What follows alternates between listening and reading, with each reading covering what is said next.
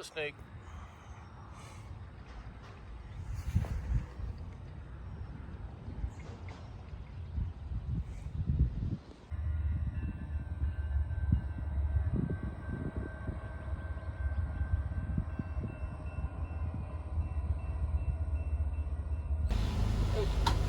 Yep. Water. Sitting here on Interstate 10, going zero. Want ice?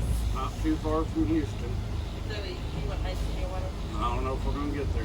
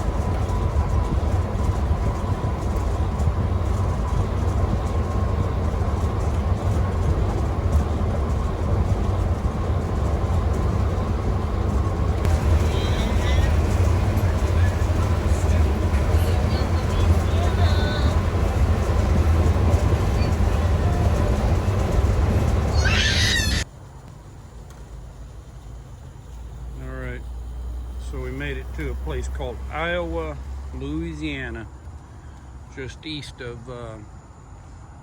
Lake Charles. My bus. We were gonna stay in a truck stop parking lot, but the truck stops here were really full and it just didn't look right. Fortunately, we found this little RV park. Not sure how good the quality is. It's clean, and it was 40 bucks. So since we got the grandkids, we decided to stay here. Plus I had a little problem with my generator deciding to quit running on me at one point, so I'm not sure how reliable that would be tonight. So we're here plugged up to electricity, so we have air conditioners and all the things we need. I think we're about 300, maybe 350 miles from home, so we will definitely finish tomorrow. That'll be the end of our trip. Now I'll probably wrap that part tomorrow with today's little bit of video. And I drove all day and traffic was either hauling ass or it was at a dead standstill, so it was kind of hard to really do much in the way of filming. Plus, what is there to see on Interstate 10? Anywho, I'm gonna sign off for tonight and we'll see you guys tomorrow. Okay, I'm back. I did look it up. We drove 450 miles today and we have 405 for tomorrow. But tomorrow should be a lot better. We spent a lot of time just sitting on Interstate 10 today in multiple places. We burned up a lot of time just sitting on the road. It was incredible. Actually driving through Houston, which is normally the slowest part, that was fine. But when you got east of Houston, traffic stopped there. Then there was a lot of road construction where it was just stopped. And hopefully tomorrow, you know, we don't have any major cities to go through, so it should be rocking and rolling, unless there's a lot more construction I'm not aware of on Interstate 10. I have not been down it in a while, so I don't know. But we'll know by this time tomorrow night.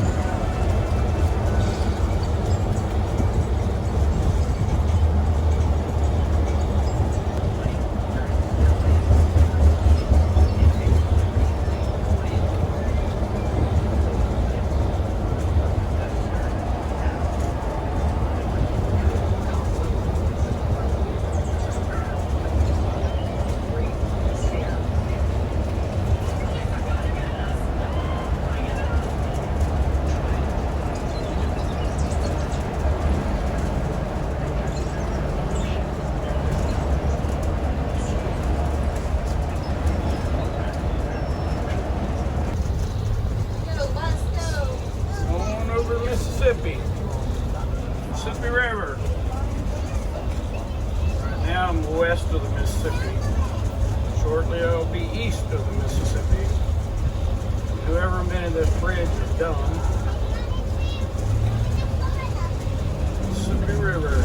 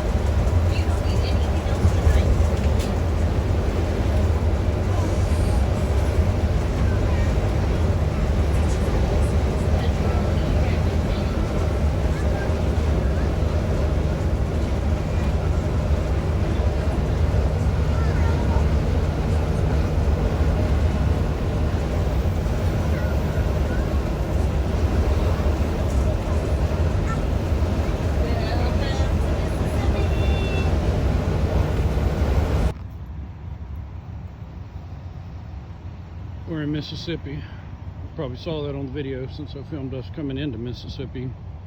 We're at the Stennis Space Center welcome area. If you've been on Interstate 10, you know where it's at. We still got a pretty good drive to get home. Traffic has just been a parking lot today on I-10. You can get about 20 miles at speed and then creep through for the next 15 or 20. We spent more time just sitting or creeping than we have driving.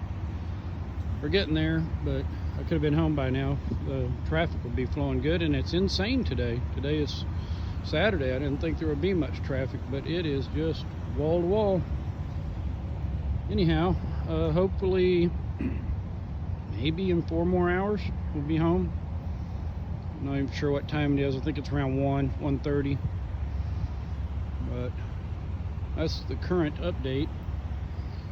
We just need to get out and stretch our legs here a little bit, and then we'll be back on the road.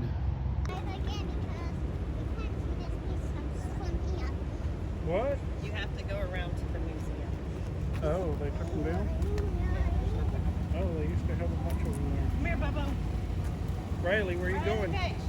Riley, Riley. you're gonna roll down the hill. Look at Riley. You just happen to be walking around. Well, I hate that. I didn't know they'd moved them. Yeah, they're all. Apparently they moved all the satellite things they had. Whoops, we had a little accident. They're okay. I got you. Oh my gosh. So much fun, so much fun.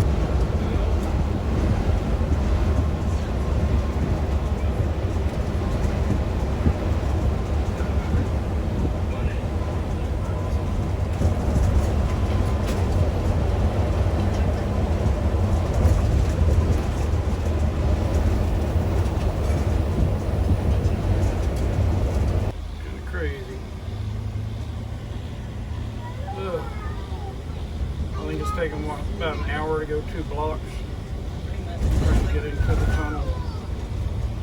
It's crazy. Yeah, we'll get up to it. Make it to it. Where we've been going. Yeah.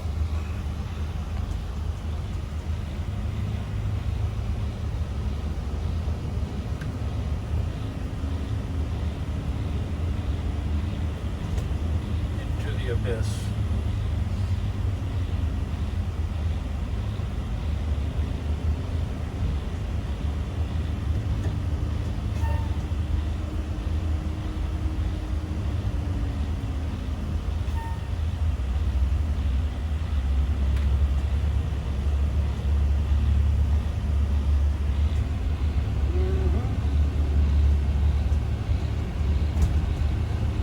Cool, huh?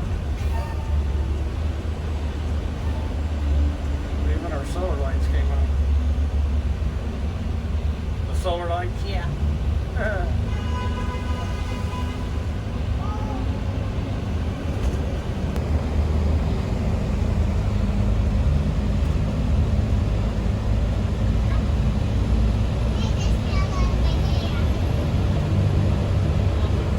Put it on your waist. Yeah. Wear it like a bracelet.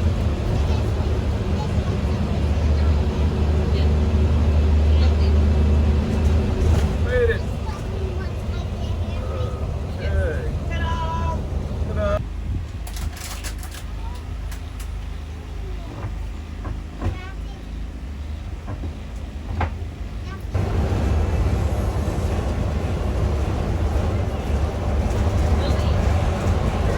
Right there, that sign says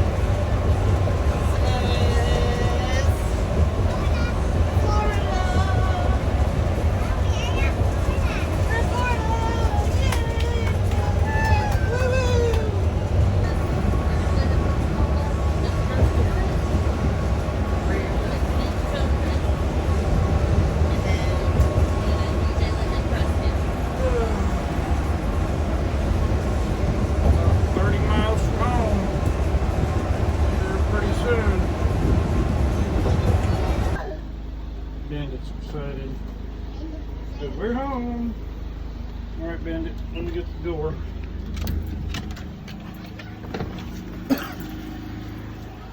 Bandit, where are we?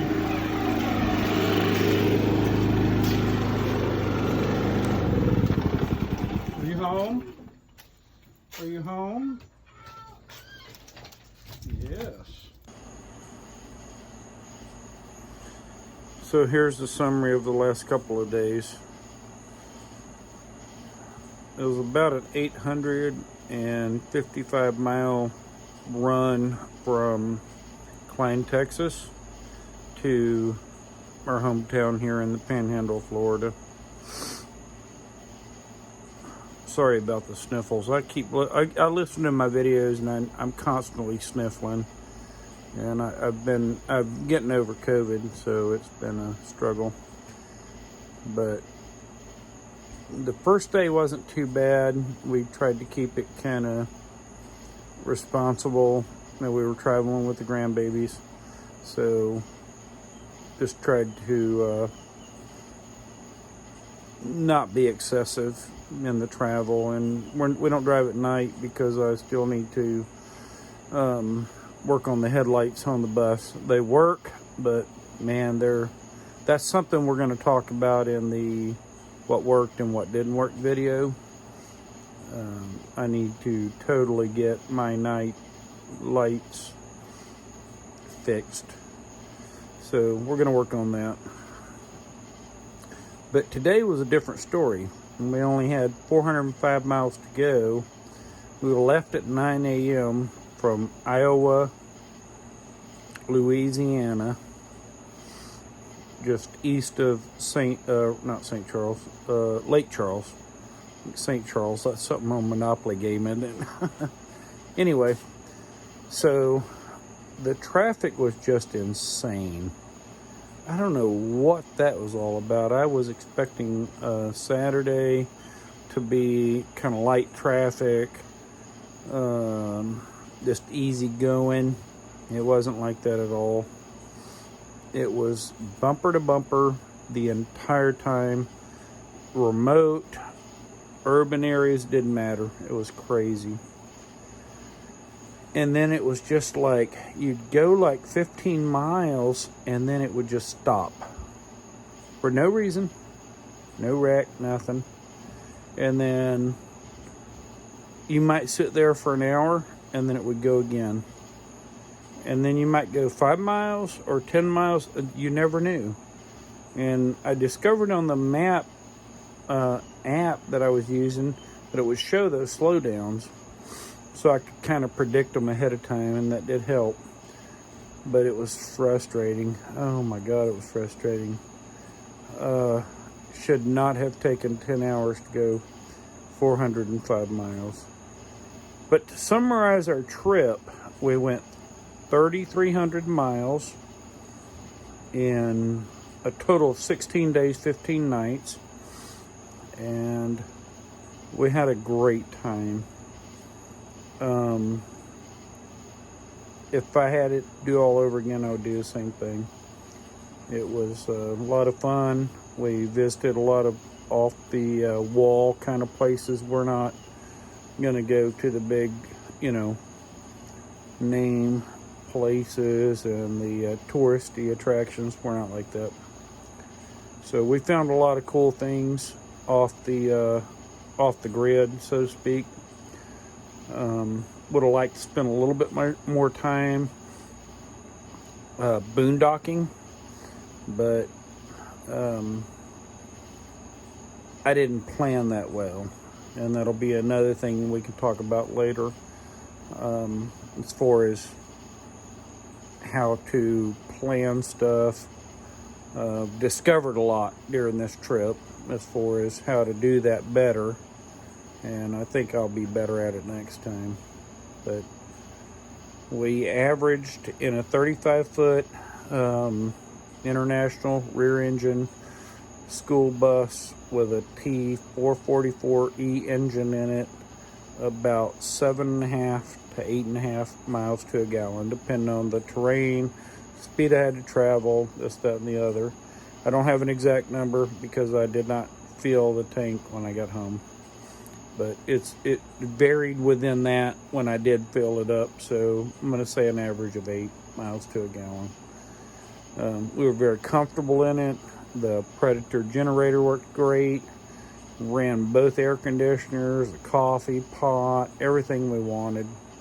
Couldn't be happier with that generator. And I know in my last video, or in this video, I think, I talked about it going bananas. And it did. Last night it decided not to work. Worked great all day today. So I don't know what that was all about. I just put some gas in it from my gas can. It might have got a little water or something in there. So who knows. But we're going to go over all that in a future video as far as, again, what worked, what didn't work, what I would recommend, what I wouldn't recommend, because a 16-day trip for a shakedown trip was pretty awesome. I learned a lot about what worked in my build, what didn't work in my build. For those of you that are building school buses, I hope this helps out a lot when we do that, because and I'm going to incorporate Laurie in that, because she did a lot of the interior decorating and that kind of thing, because constantly seeing like questions about curtains and magnets and things like this, and we used all that kind of stuff. So stay tuned for that. I think that's going to be a big help to a lot of people, and we might just do that as kind of just her and I sitting there talking about these things, and we'll have a list, because there was a lot of things that didn't work, and there was a hell of a lot of things that did work, and they worked great. And I wasn't sure about them. Very specific about making things extremely robust and durable, kind of the way I was raised. So we're going to go over all that and maybe show you some of the failures because there was a lot of that. It was great. I took all my tools with me, and I was able to fix things along the way. And that would be my first recommendation, is just make sure you have the ability to adapt and fix things, because things are going to break. I don't care who built it. Things are going to break. It's not going to be perfect. We had a wonderful trip. I'm going to sign off now, and we will see you soon with a video talking about what worked, what didn't work, and it's probably going to be a long video because there was a lot of that. And I appreciate all you, and I appreciate you guys that have subscribed. Would love to see more of you. I wasn't doing this to create a YouTube channel that had a lot of followers, but I can see there's a lot of interest in this. And I know I'm boring, but we are getting the experience, and I'm real. I'll tell you the truth about what does work, what doesn't. So drop something in the comments if you have a question. So if you're working on one, I've been very helpful on Facebook. A lot of people have been helpful to me on Facebook. So feel free to ask anytime, and we'll see you soon.